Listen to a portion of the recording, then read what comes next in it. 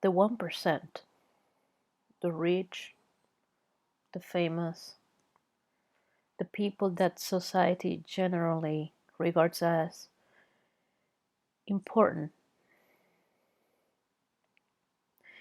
they have all the advantages that anyone could ever wish for.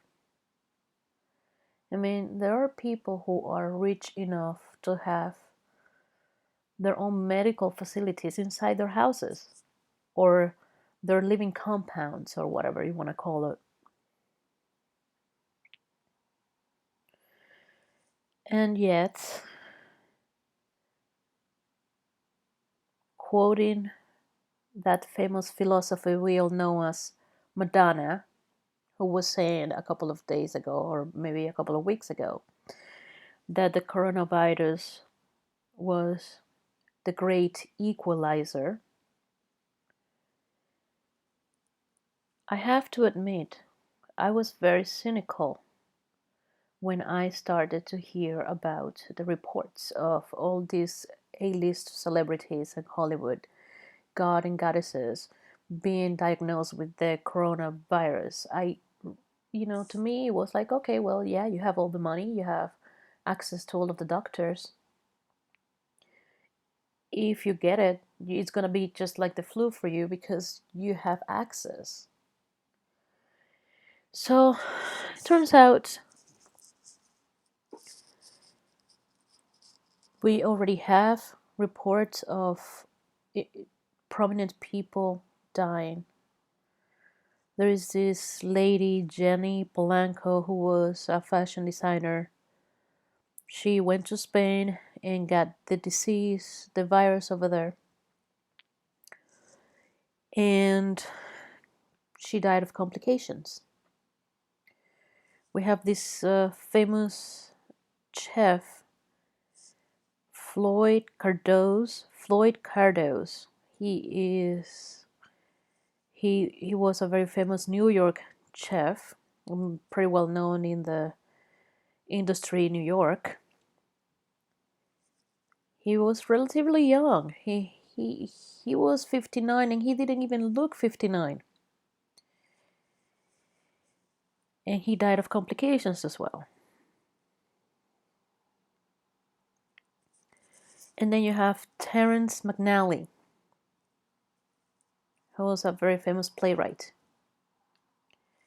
He was quite old. He was 81. I would still not consider that to be. I mean, there are people who are walking around who are close to 100 years old. But yeah, we can say that 81 is an advanced age, and he probably had a lot of health issues and complications. And still, you read about these things, and at least in my case, the cynicism starts to wear thin.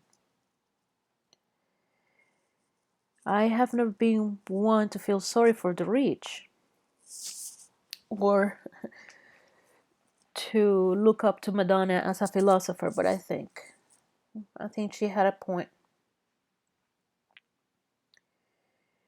in all of her weirdness. Some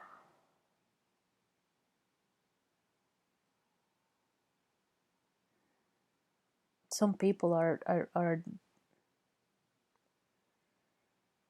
not taking the whole situation seriously, and they are making videos saying that the coronavirus is a hoax and saying that it's really not happening.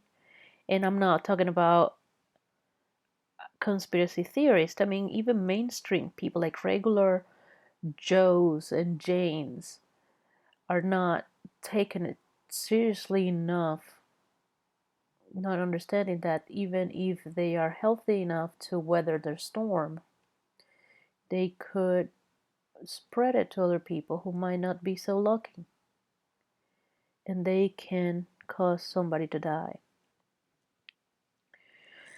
Anyways, right now the US is leading the world in cases.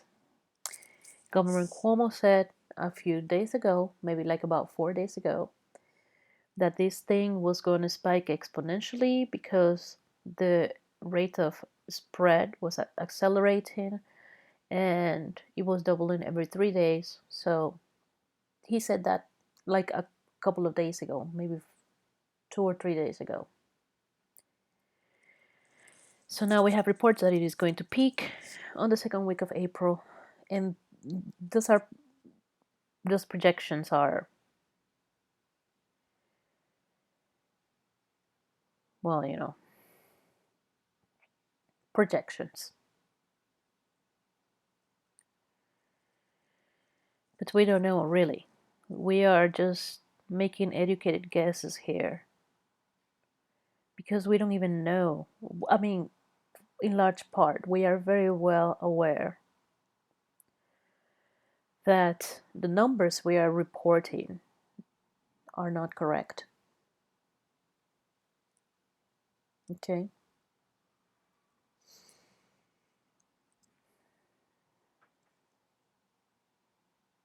And on top of all of this craziness,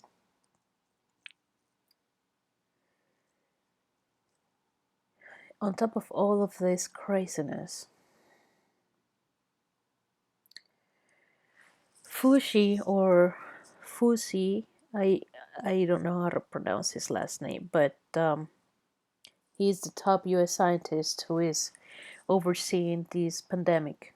He is warning everybody, saying, listen, get used to the idea of this being a seasonal thing. There is there is a possibility that this thing will start resurfacing every season, and we need to have a vaccine for it.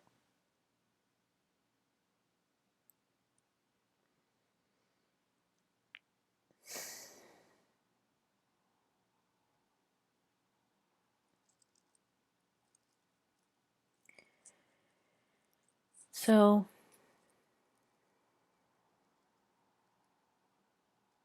the sad part is that it's taking a lot of people a lot to realize the seriousness of the situation. And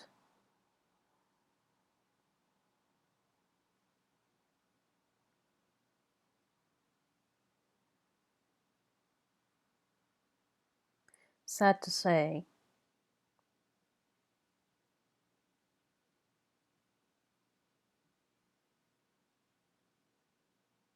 a lot of people, a lot of families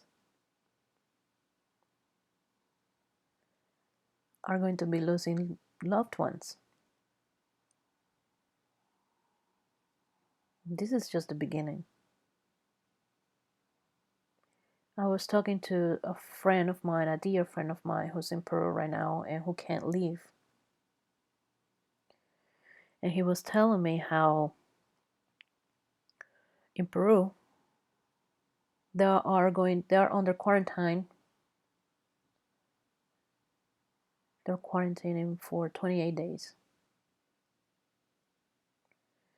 But that he suspects that the quarantine is not what's going to kill them. What's going to kill them is people dying of hunger. There are neighborhoods that are so poor that they don't even have access to potable water. And because they're in a 28-day quarantine, they can't leave their houses to go get water somewhere else. And because nobody's working, there isn't anybody trying to fix the water situation. So they are all violating the curfew and they are taken onto the streets in search of food, water, whatever they can get. Because here in the US, the poorest live paycheck to paycheck.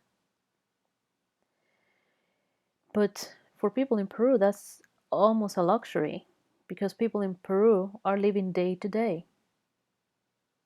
They go out, they make money for the day, And that's the same money they use to buy food and to take care of themselves. And if they don't go out next day and work, then they don't have any money.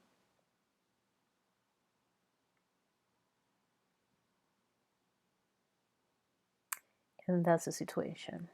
Okay? That is the situation. Anyways,